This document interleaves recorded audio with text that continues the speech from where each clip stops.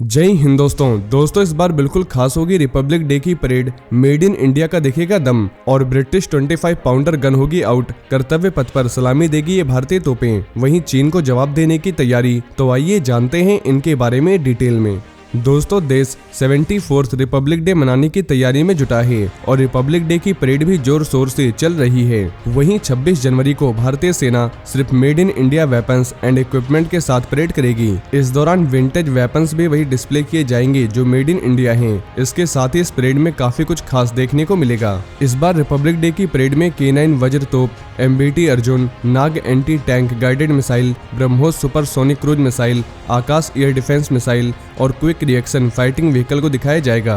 वहीं 26 जनवरी को होने वाली परेड में मिस्र की मिलिट्री यूनिट और अग्निवीर भी हिस्सा लेंगे। इसके अलावा महिला सैनिक जो कि BSF की ऊँटों की यूनिट्स का हिस्सा है वो भी भाग लेंगी। और रिपब्लिक डे की परेड में नारी शक्ति का भी परिचय देखने को मिलेगा। नेवी की 144 सेलर्स की यूनिट, एयरफोर्स का IL-38 एयरक्राफ्ट का भी इस दौरान प्रदर्शन होगा। साथ ही परेड के दौरान ये एयरक्राफ्ट अपनी आखिरी उड़ान भरेगा। दोस्तों 26 जनवरी को होने वाली परेड की जानकारी देते हुए मेजर जनरल भवनीश कुमार ने बताया कि परेड सुबह 10:30 बजे विजय चौक से शुरू होगी और टुकड़ी लाल किले तक मार्च करेगी।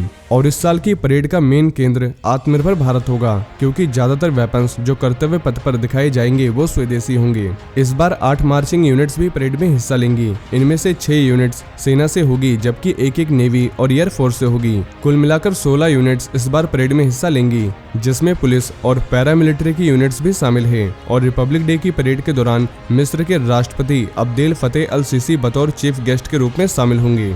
वहीं रिपब्लिक डे सेलिब्रेशन में जब सुप्रीम कमांडर ध्वज फहराते हैं तो 21 तोपों की सलामी दी जाती है और 7 तोपें राष्ट्रगान के 52 सेकंड तक 21 राउंड फायर करती है। लेकिन इस साल 21 तोप की गूंज ब्रिटिश गन से नहीं बल्कि स्वदेशी तोपों से दी जाएगी। इस साल नए कर्तव्य पथ पर ब्रिटिश 25 पाउंडर की जगह स्वदेशी 105 mm इंडियन फील्ड गन उसकी जगह लेगी।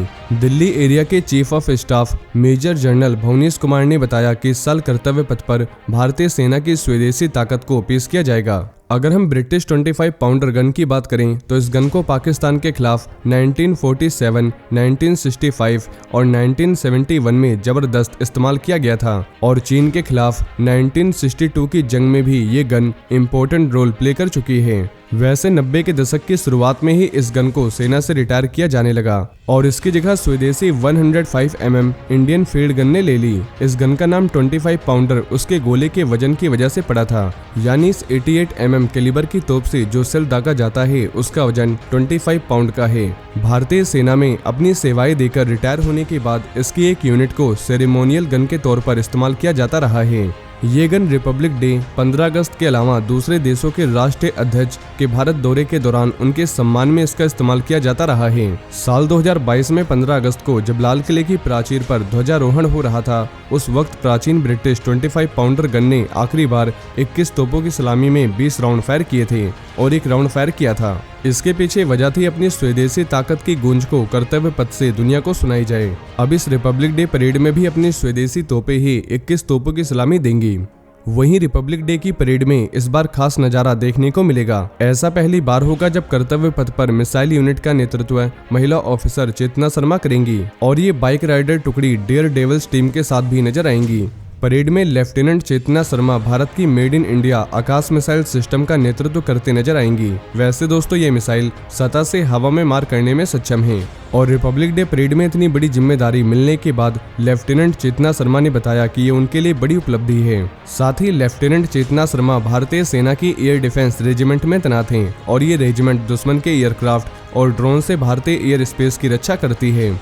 वहीं चीन का सीमाओं को लेकर जो रवैया रहा है वो नया नहीं है, लेकिन बीते कुछ सालों में उनकी एक्टिविटी खुलकर सामने आने लगी है। साथ ही बीते 6 दशकों में एक सबसे बड़ा फर्क ये सामने आया है कि भारत अब चुप रहकर सहने वाला देश नहीं रहा। चीन के साथ खुलकर सामना करने के चलते ही अगले 2 सालों में चुशुल से देम चौक तक LAC के साथ साथ करीब 135 किलोमीटर लंबा सिंगल लेन हाईवे बनकर तैयार हो जाएगा और ये हाईवे देश के लिए एक इम्पोर्टेंट स्ट्रेटेजिक सड़क होगी। वहीं प्रोसेस की शुरुआत करते हुए 23 जनवरी को बॉर्डर रोड ऑर्गेनाइजेशन BRO ने चुशुल दुंगती फोकचे देमचौक हाईवे, जिसे CDFD रोड के नाम से भी जाना जाता है, उसके निर्माण के लिए बोलियां इनवाइट की है। रिपोर्ट्स के मुताबिक 400 करोड़ की लागत में बनने वाली ये सड़क आने वाले 2 सालों में तैयार हो जाएगी।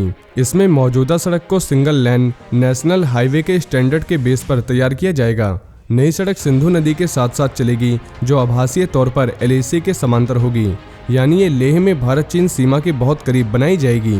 दोस्तों, कई दशकों तक इस बात को लेकर सवाल उठाए जाते रहे हैं कि भारत चीन सीमा के इस इम्पोर्टेंट रास्ते को अब तक धूल भरा क्यों रहने दिया गया है और भारत यहाँ एक अच्छी सड़क क्यों तैयार नहीं करता, जबकि चीन ने सिंधु के इर्द गिर्द के क्षेत्र में बेसिक इंफ्रास्ट्रक्चर की काया पलट करके रख दी है।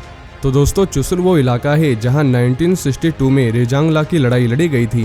डेमचोक भी भारत और चीन की झड़पों का गवाह रहा है। ऐसे में नई वाली सड़क की बदौलत सैनिकों के ग्रुप और इक्विपमेंट्स को जल्द से जल्द पहुंचाया जा सकेगा। इसके साथ ही इस क्षेत्र को एक सर्किट में बदलकर यहां पर्यटन को डेवलप करने में भी मदद मिलेगी।